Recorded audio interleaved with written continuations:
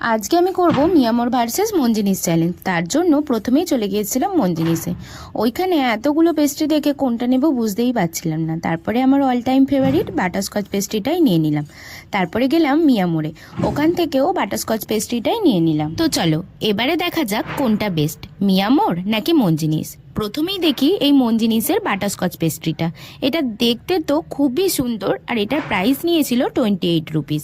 এটা খেতেও ছিল বেশ সুন্দর। এটাকে আমি দেব 9 আউট অফ 10। এবারে দেখি মিয়ামোরের পেস্ট্রিটা। এটার দাম ছিল 30 রুপিস। এটা লুক ওয়াইজ তো বেশ সুন্দর ছিল, তবে কোয়ান্টিটিতে মঞ্জিনিসের থেকে একটু কমই ছিল, আর দামও 2 টাকা বেশি। চলো এবারে তাহলে টেস্ট করা যাক। এটার টেস্ট ভালোই ছিল, তবে কোয়ান্টিটি, প্রাইস আর টেস্ট সবকিছু মিলিয়ে এটাকে আমি দিলাম 7 আউট অফ 10।